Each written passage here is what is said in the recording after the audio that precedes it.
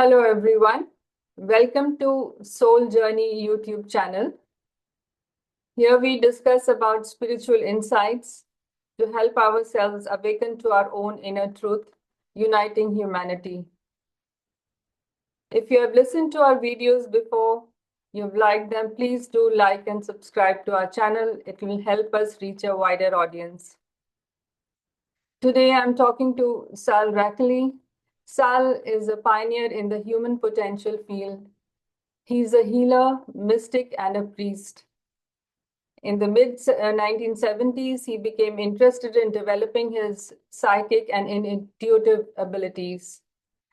And in early 2000, Sal began consciously channeling Leah as a sixth density being and the Acturians, a collective consciousness from the seventh density Acturis. He also works with Lord Sananda, the goddess Iris, and the creator gods known as the founders. He has co-authored books with the founders. The first one was The Earth Changes and 2012. Many others have followed, like The Earth Awakens, Prophecy 2012 to 2030, and Soul Integration. He is the co-founder of the Sananda Mystery School. He has been guided to help souls heal their past, parallel, and future selves through timeline healing, a cosmic reframing process involving the merging of one's past and present lifetimes with God's presence. So let's hear what Sal has to teach us. So thank you for being here, Sal. I'm so grateful for your presence. And I've learned a lot from you, taken a lot of guidance, healing, and this is my gratitude once again. And please do share a little about yourself. Okay. Well, I started in this life. I started on my path in the mid 1970s. I like to think back to the Silva method as being one of the openers for me, which I took from a very remarkable teacher who taught way more than just the Silva method. I learned how to function psychically and intuitively as a result of that training. But obviously, I was just reawakening gifts that I had in previous lifetimes. I'm aware of that now. After I went through the Silva method, I went through various other meditation practices, yoga practices, things of that nature. And I developed my own program, which I called Alpha-Theta Programming. And that was in the late 70s. And then I got involved in Leonard's Rebirthing, which is a yoga of breath, and spent a lot of time doing rebirthing in the early 1980s. And then as I got into later part of the century, I started getting downloads or messages from my personal spirit guide, Leah. She came to me in the late 80s in Sedona, Arizona. And then I started channeling the Arcturians in about 2004. And then I started working with Lord Sananda in around 2005. And the founders came to me also around the same time. And so I've been channeling the founders for about the last 20 years. The Arcturians brought me timeline healing, which is now a very popular therapy technique that's taught in many different countries. And that's pretty much the short version of the story. Yes. So is awakening and enlightenment connected to all, channeling, the process of channeling that started happening for you? Yes, I would say that I went from a human having a spiritual experience to a spirit having a human experience during that time. Um, Now I'm of the awareness that enlightenment is right now, And our process is realizing that we're enlightened right now. That's the process, what people call self-realization, that it's about uncovering what is already true. And what have we covered it with? The beliefs of the ego, primarily, the idea that we're a separate self in a separate universe that's apart from us. So it's about ending that belief system, getting rid of the belief in separation and remembering that we are one with our creator. That's the process involved. Yeah, and the creators you have also mentioned, and I think I will just form my questions again. You have mentioned a lot about creators and how the cosmos was created. What we have read, according to the Sanatan philosophy is that there was one creator, then it split. There were three, and then finally it became 27. And then there was the creation of the multiverse, and then there were universes, in each with certain Mhm. celestial power in them. Well, it's a question of terminology a lot of times, but there are two versions of God which are both valid depending on what your level of awareness is. One is that God is the undefinable, unknowable source that emanates from beyond the manifest creation. And the manifest creation is the result of that unnameable, unknowable source, even though we attempt to name it and know it. And it's a source of eternal love, it is constancy, it is unchanging throughout all time and space. That's the first definition of God. The second definition is that God is everything that is, including what appears to be darkness, including the outer worlds or lower worlds of creation, such as earth, and that all things that are within the creation are part of God itself, beyond male and female. And so the second definition is a little bit better, I think, than the first definition, but they're both valid. And because if you see God in everything, then you move out of judgment, the idea that there's some things that are holy and some things that are not, which keeps us locked in this illusion of separation. So while God is everything, we perceive based on our thought systems, and we can perceive incorrectly.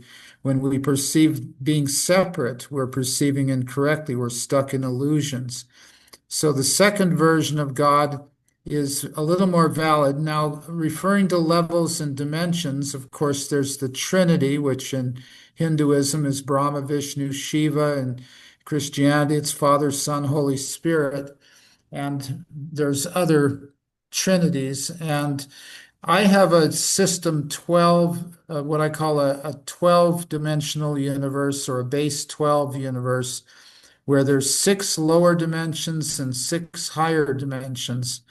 And in many systems, it's the lower four worlds, the worlds of Maya, illusion, duality.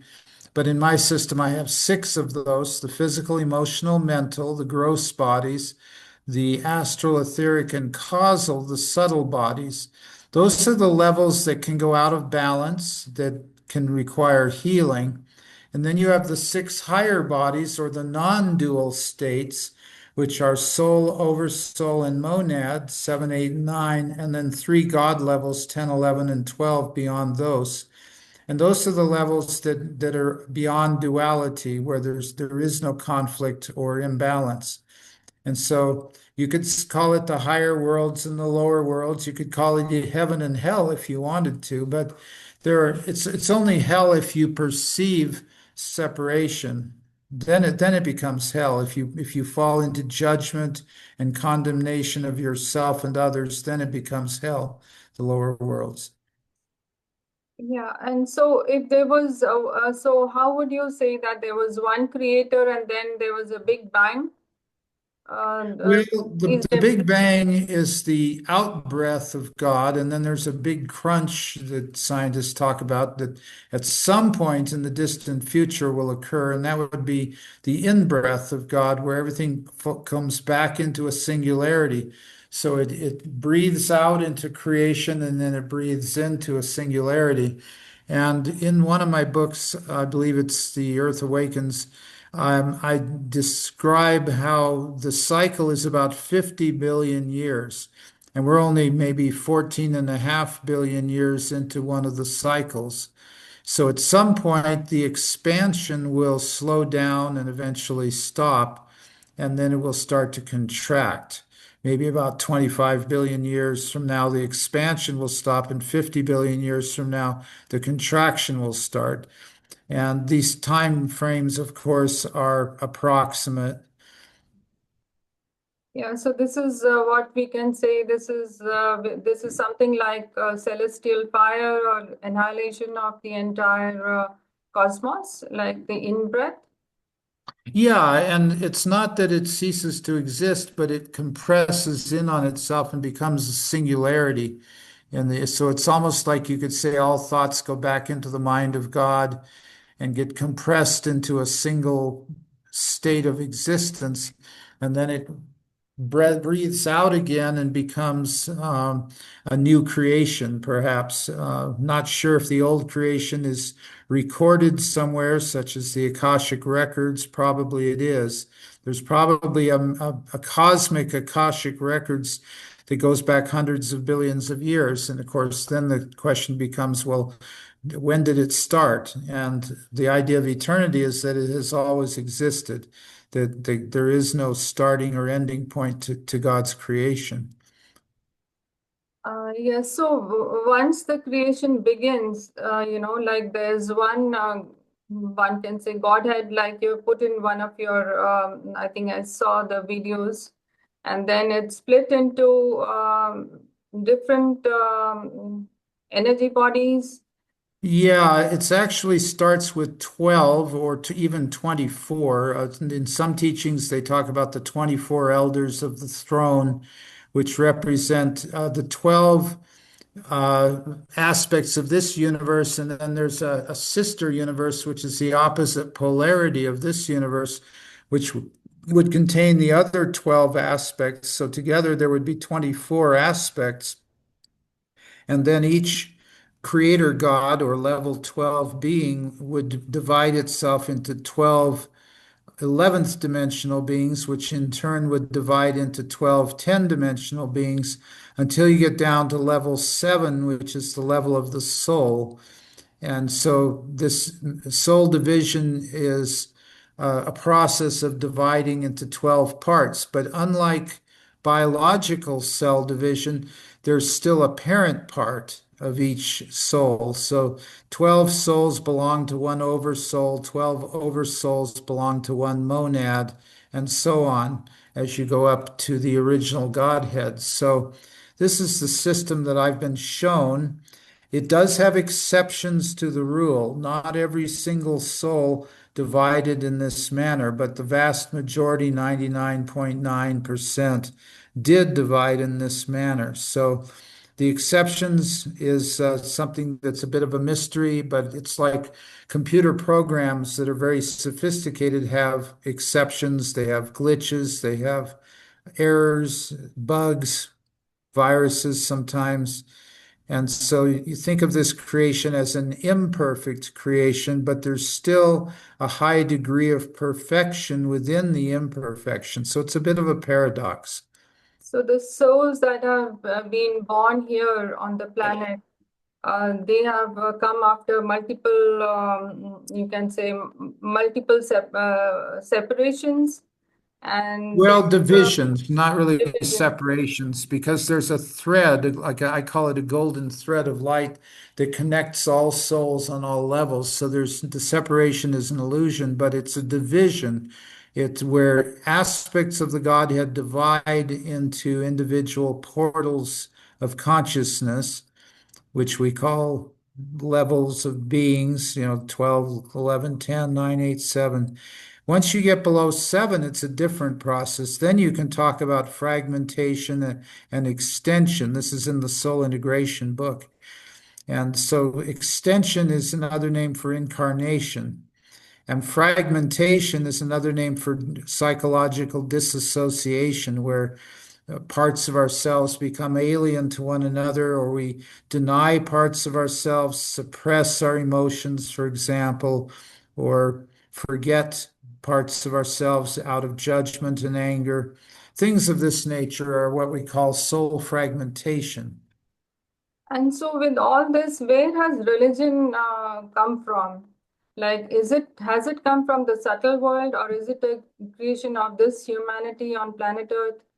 Like, because there are different religions. There was one time there was a primordial, probably a way of life, and my understanding was Sanatan. Then other religions have founders. Yeah, it's a question of terminology and perception. There's a thread of truth in virtually every religion and every spiritual system. And, the numbers may vary, some of the descriptions may vary. There's one system where there's 144 dimensions. Even science has there's one with 51 dimensions and, another with 15. So, I mean, there's different systems. And of course, these are all symbolic. They're the way that our minds attempt to understand the cosmos by breaking it into levels, dimensions, deities, archetypes. And these are useful. Having archetypes such as Brahma, Vishnu, Shiva is a useful concept because you can see in your own life how you're constantly creating, maintaining, and destroying aspects of your reality based on your perception.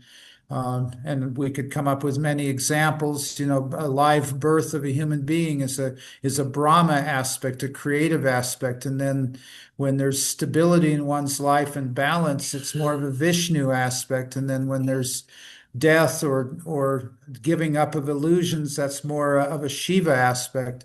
So these are examples of archetypes that are useful in helping us understand the cosmos, but eventually we have to let go of all the archetypes, the symbols, and the systems at some point and have a direct experience of creation. So do you think that could happen sometimes on the planet that people, leave religions behind? There is a global, A maybe, global awakening. yes. That's what we're having right now. It seems to be happening more slowly than some of us would like, but it is happening, and it happens in stages. One of the huge lessons for humanity right now that we're going through is the idea that we cannot rely on outer authorities to save us. We have to go within to the kingdom of God within, to the only one true authority, which is God within. If we want to be saved, we can't expect some politician or priest or lawyer or doctor to save us. They may be helpful at some point in our soul's journey, but they are not our salvation. Yeah. So where are these wars coming from? Wars, are they are planned on the planet, or what do your channelers, like you're talking about Leah and the Acturians, do they have some insight into this? That where are these wars coming on planet Earth? Yeah, well, it's actually a long and complicated story, more long and complicated than most people realize. The simple truth is that without the belief in separation, there would be no war, poverty, misery, or suffering on Earth. But consider the history of Earth since the original cause, which is not really original sin. It's not a fall from grace. It's the exploration of the lower worlds where we forgot our true identity and we started believing we were separate. That's the ultimate cause of all the war and conflict on Earth. But then there's intermediate causative factors such as negative extraterrestrials, negative astral entities, what so-called demons, which are beings who hate God and believe that God has to be destroyed. The so-called devil or Satan or Luciferian consciousness. This is all a result of the belief in separation playing out over millions of years. And Earth started about 100 million years ago. The beings from the Pleiades constellation came to the Earth about 100 million years ago. And then the Orions and the Sirians and other groups, Dracos, they all came to Earth at different points in Earth's history. And many of them were very much into the belief in separation, and they believed they had to conquer other races. And so the Orions especially came and wanted to conquer the more peaceful Pleiadian races. And you can read about the Orion Wars and the Luciferian Rebellion and all of these different events, which have been called the war in the heavens. That's the term that's often used to describe these wars. And in a way, it's true. There's been wars between planets. And so you could say that's a war in the heavens. If you think of space as heaven, the true heavens don't have any wars because they are beyond duality. They are beyond light and dark, good and bad, right or wrong, this sort of thing. But on Earth, it's been a long and bloody history going back, well, 500,000 years ago, the Orions invaded. 300,000 years ago, the Dark Syrians and the Dracos, maybe 200,000 years ago. And you can read about this in my book, The Real History of the Earth, where I go into some of the details on the long and bloody history of the Earth. Then you have Maldek, where a lot of the souls reincarnated here. You have Mars, where a lot of the souls reincarnated here after a nuclear war on Mars.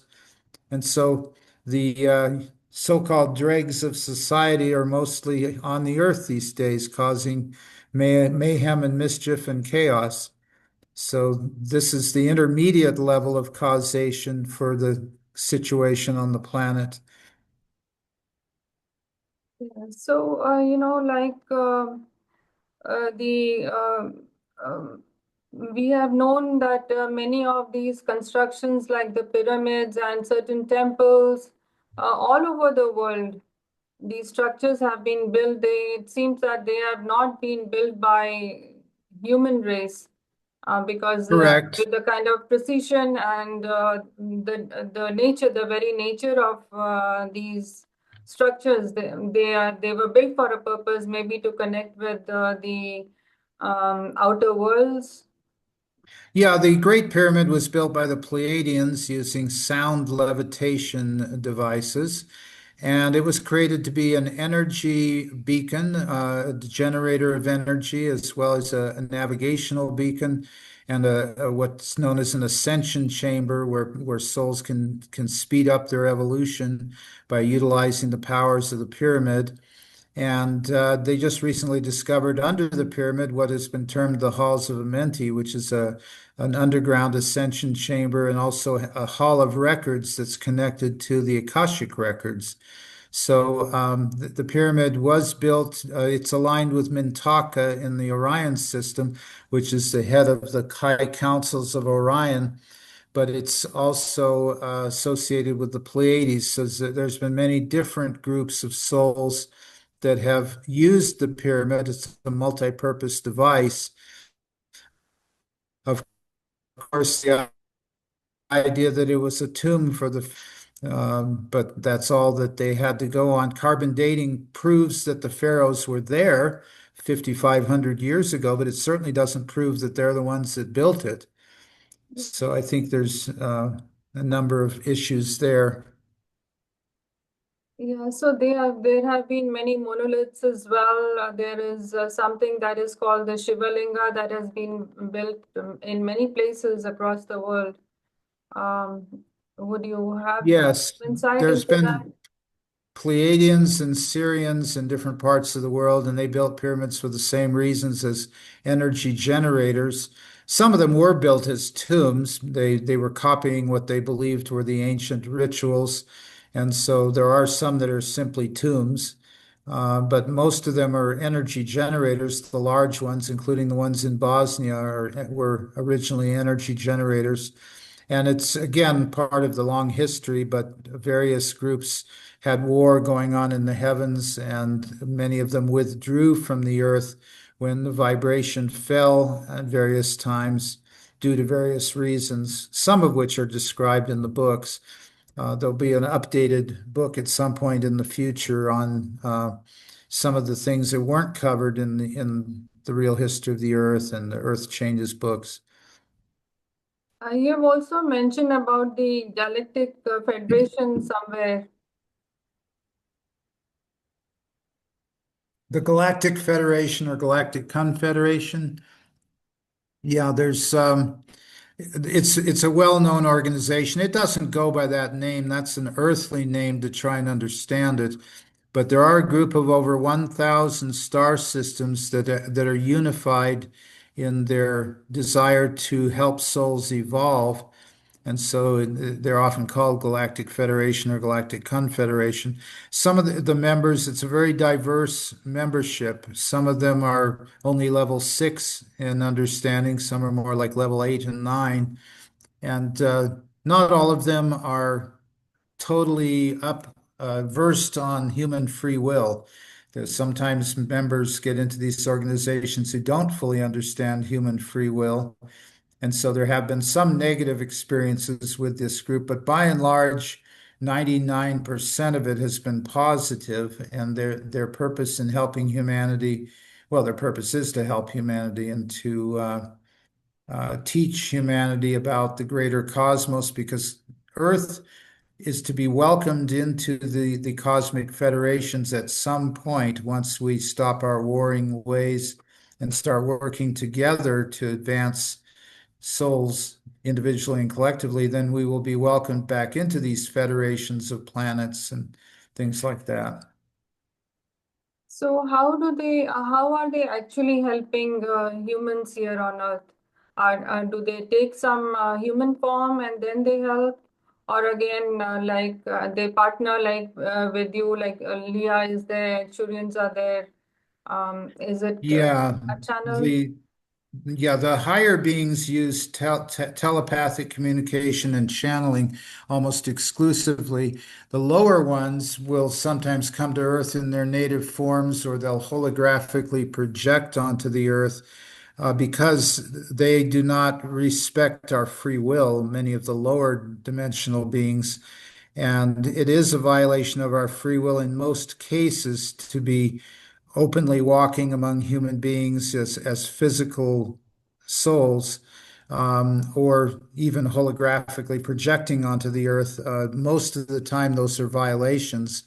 There's one group that says they're going to evacuate the light workers off the world during the earth changes, and that's a violation of free will because we came here to be of service to humanity, not to leave when things get a little bit difficult.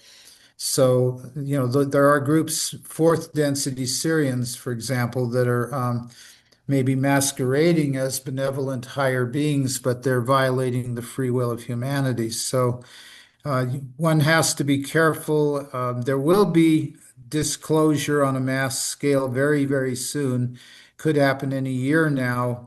It's already been disclosed by several governments around the world, but it has not been accepted by many of the major governments of the world, the idea that there are extraterrestrials that have been visiting the Earth for a long time. But yes, there are some that violate our free will, that try to take over and force people to do things. And, so it is a melting pot of races from different places. And you have to be able to understand which ones are working for the light and which ones are under the belief in separation and are opposing God, and what most people would call evil, demons, and things like that. I just call them ignorant souls that don't understand that we're all part of God. And so they create a lot of mayhem and mischief and confusion for humanity. That's my approach. So are these similar to what one can say as dark entities, or are they different from the dark entities of maybe departed human souls? It's all part of the same process. The souls that fragment significantly when they come to Earth often don't have enough energy to get back into the higher realms, And so they go through a recycling process, the lower rungs of reincarnation, where they will haunt the humans from the astral planes. They're trying to get to the light, but they don't know how, and they see human beings carrying certain amounts of light. So they want to take light from the human beings. They become energy vampires. And there's other groups of astral entities that feed off negative emotions because it gives them a false sense of power. And these are the beings that possess most of the world leaders, partially or totally, because they have a lust for power and control. And so they go after the beings who have a lust for power and control that are in human bodies. And so often, I would say 60% of the world's leaders are possessed by negative astral entities who desire power and control. So the human beings who have the most blatant, obvious demonstration of wanting to be in control and have power over other human beings are the ones that are most of the time possessed by astral entities. So we pretty much know who they are. I certainly am not going to mention any names. Yeah, yeah. So how do we protect ourselves, like at the individual level? Like how do we protect? And of course, down further, you can, if you can share a little more about what is your prophecy about the future of the planet. Yeah, so for protection, if you're depends on what level of vibration you're at. If you're above a certain level, which I call 4.25, they cannot hijack your soul when you die and send you to some place where they can control you. That only can happen if you're below 4.25 density vibration. If you're above that level, you can still get in trouble until you get to about 5.5 in vibration. But there are certainly beings that will try and lure souls away from their spiritual path. And, the so-called Antichrist or wolves in sheep's clothing that you hear about in the scriptures. And how do you protect yourself? Well, you put lots of golden light around yourself all the time, and then if you sense you're under attack, you use brilliant white light and you push it out from the center of your being out into the cosmos. And if you can see the entities, you send them into the light. They may not stay there, they have free will, but at least many cases, you're helping them go to the light. And you want to send love and compassion to the beings. You don't want to send hatred or start fighting with them, because that you'll lose if you try fighting with them, because you're creating more division and separation within yourself, and that lowers your vibration. And they many of them feed off of anger. So if you get angry at them, you're just feeding the whole energetic agenda of the so-called dark entities. You'll notice I always say so-called dark entities because I'm not giving them any power. I realize that they are simply lost souls who don't know how to go to the light. And so we need to have love and compassion for them. And the love and compassion sometimes changes them. Sometimes they run away because they can't handle the love and compassion. They don't like me. When they see me coming, they leave, so um, that's kind of how it is with the so-called dark entities. But you have to recognize who they are. And of course, the ones that are in human bodies, some of them we know very well because they want to control everybody on the planet. They have various organizations that are designed to control everybody. And we know what those organizations are. I'm not going to go into details. So I have another question related to this. Sometimes people hear voices.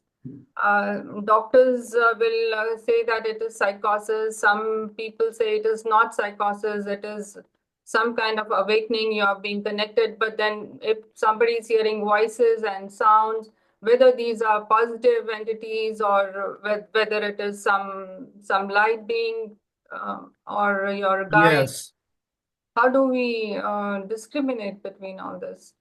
Yeah, first of all, schizophrenia has been defined by my spirit guides as an inability to filter information. And so the soul becomes overwhelmed with all the stimulus and then they shut down a part of themselves. And a lot of psychotic behavior comes from this inability to filter all the stimuli around us. And so there are yogic procedures, breathing exercises, as well as protection techniques, which are designed to limit how much stimulus we have. For example, you can visualize a light brown color in your aura, and it temporarily diminishes your psychic ability in order to keep you from getting overwhelmed by all of the energies. Because right now, in the space where we're speaking, there are astral entities floating in and out of the space. There are beings from different dimensions coming and going. And we can get overwhelmed if we don't have some way of filtering it. Most of the time, we're able to filter it, and so that's why most people are not psychotic. But yeah, grounding into the earth is one method. Feeling rooted to the earth, going into nature, connecting with the plants and animals of nature often helps get us out of this overwhelming stimulus from the astral and etheric planes. And so protection techniques is only part of it. Getting away from crowds of people is important. If we live in a big city, especially at sea level, which is where most of the big cities are located, it's a lot bigger problem. There's a lot more negative psychic soup that we're swimming in than there is like at high elevations like Tibet and Peru and places like that, where you're not as inundated with this negative psychic energies. So recognizing this is the first step, cleaning the aura. Once you get away from a crowd, if you've been in a train station or a airport or a sporting event or a concert or any place where there's large numbers of people, it's a good idea to clean yourself off when you get back from those places and make sure you haven't collected negative energies from the people. Yeah, so there's something like this timeline healing that you do, could you talk a little bit more about that? Because I'm seeing, Yes, timeline healing is a powerful therapy where you actually travel back in time and give your past selves a healing. Of course, it comes with certain rules. You're not allowed to violate free will or what we call time paradoxes. And so, this is how we keep the timeline in integrity, because otherwise, if anybody could go back and change anything they wanted, there'd be no consistency in the timeline. Nevertheless, there are some violations that do occur, and they're often called Mandela effects, named after Nelson Mandela, who everybody thought died in jail in the 1990s. And it turns out he was alive into the 2000s. But that was just fake news. That was propaganda.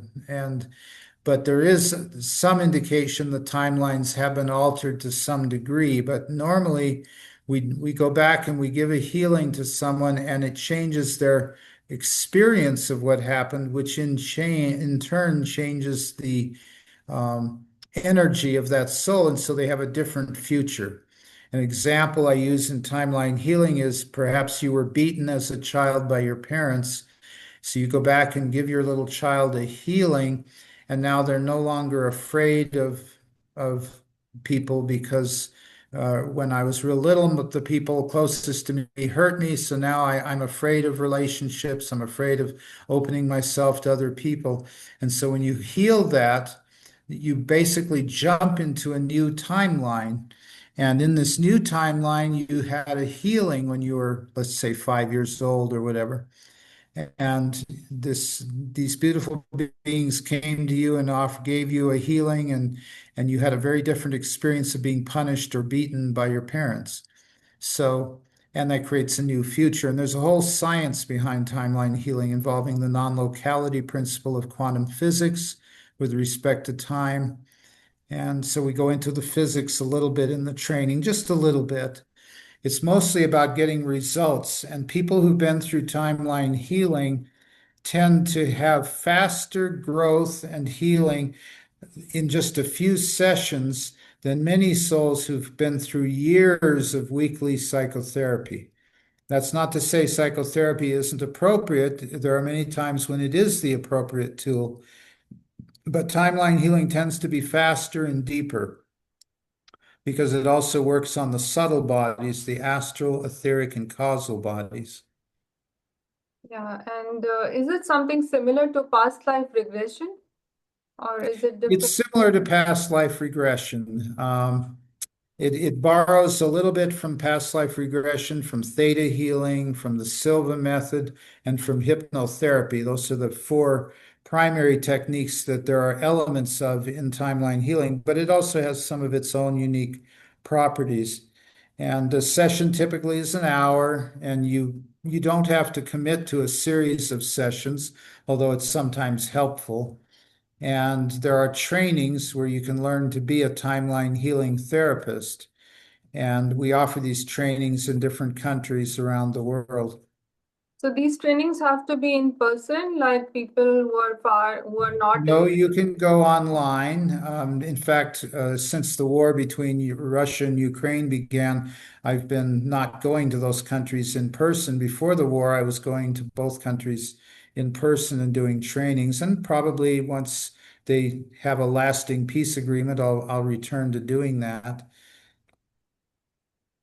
Yeah, so if people want to reach out to you for the timeline healing, where do they contact you? Is it, I was looking at your website, but The website is in the process of being upgraded, so the information is outdated on there. But you can put on the bottom of the screen salrachele.com. That's my first and last name.com.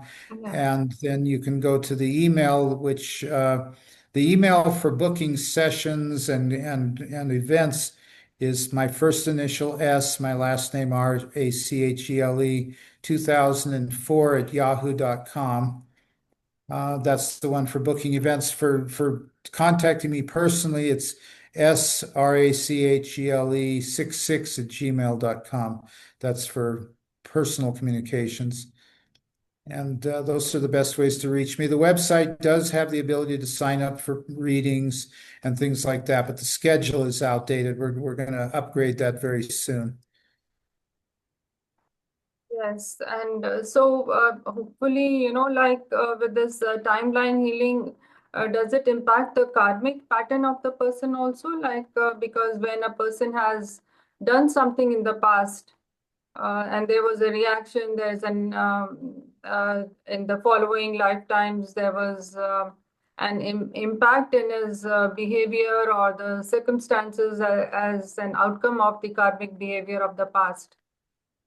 Yes, that's really a misunderstanding of how karma works. Karma is unfinished soul lessons.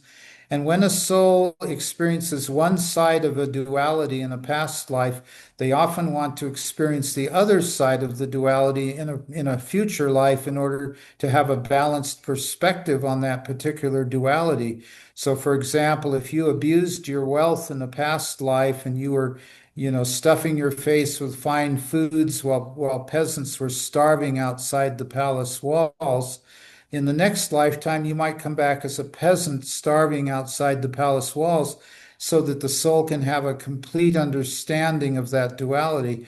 The misunderstanding is that the soul is being punished for what it did in a past life and therefore has to endure poverty and misery and suffering because of what the soul did in the past life. That's a misunderstanding.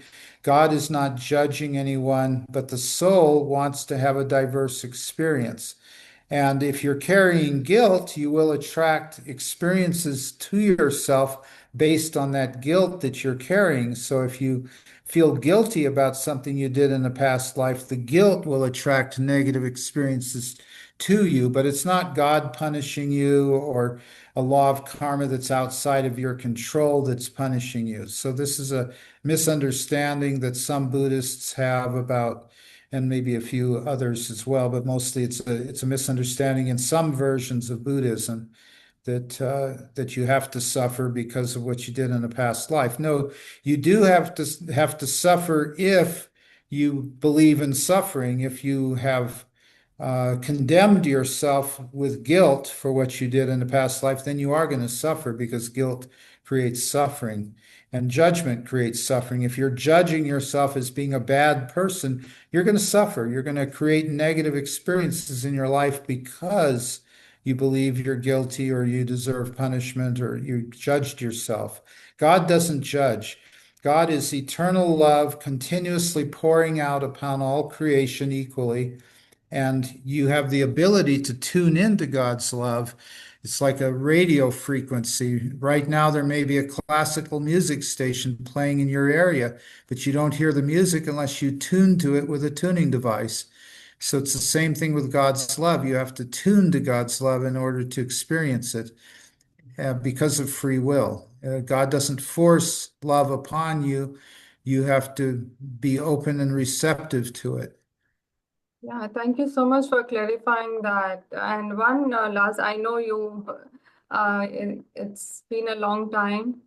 And, how many days is this timeline healing program that you offer? Well, the level one is 2 days, usually a Saturday and Sunday, or it can be a Friday evening and a Saturday and Sunday, depending on the format and whether I'm teaching in person or online. And then the level two is the same. It's typically a weekend of Friday, Saturday, Sunday. And then level three, same format. And there is a teacher's training for those who have taken level one twice and taken level two and three at least once. And that's only offered once or twice a year. But the first step is to sign up for level one. And it's, roughly around $240 US for the weekend. So I keep the prices really reasonable. I don't like to exclude people because of the cost of workshops. And it is a professional training. If you attend the whole thing and you do the exercises, you get a certificate. And once you get a certificate, you're allowed to be a timeline healing therapist and to accept clients who want to go through the process. About half the people who do the trainings are already therapists, trained in different techniques. I get psychotherapists, I get theta healers, I get past life regressionists, hypnotherapists, and about half of the students just want it for their own benefit. They want to heal their own traumas, and they figure taking the training is a good way to learn the process for themselves. I still recommend they go to a therapist for maybe at least 10 times before they try doing it without a therapist, because the ego can be very tricky and it can make you think you've healed something that you haven't fully healed. I think you're well aware of that. We're all well aware of how the ego can trick us into thinking we've healed something that hasn't been fully healed. So that's why we recommend having a therapist for the first 10 sessions. Yeah, yeah. And is it a part of you started Sananda Mystery School as well? Yeah, Is this is a separate program and it's designed to help people stay consistent with their spiritual practice. That's really the whole purpose of the Sananda Mystery School, to have regular events. Typically, you do one lesson per week, and it's got 6 phases. Each phase is like 6 months long if you do one lesson per week. So the whole program lasts about 2.5 years or 3 years, depending on how you structure it. And you can do it faster or slower than that because it's mostly self-steady, although there are groups that meet periodically that study the lessons. I currently don't have any that I'm facilitating at the moment, but you can order the lessons and do them at your own pace, and they're relatively inexpensive as well. Yeah. Hopefully, I will get a chance to speak with you again more on soul integration, if possible. Yes, we'll have a future meeting where we'll discuss soul integration. It is a little bit, we touched on it, but it's a little more complicated than some of the other topics, just because our language is very limited and we don't have a lot of words. Like I use division, extension, and fragmentation are three different phenomena of the soul. When I came out with Soul Integration book, I just used division and fragmentation. I didn't use extension, so I've included the idea of extension now, which is more accurate than saying fragmentation. So that's the kind of stuff we'll cover in the Soul Integration material. Yeah, I look forward to having another session with you sometimes. And I really appreciate your being here and sharing so much of your wealth of knowledge. And thank you for all what you're doing. Well, thank you for having me on, and many blessings to all of you who are taking part in this. Many blessings.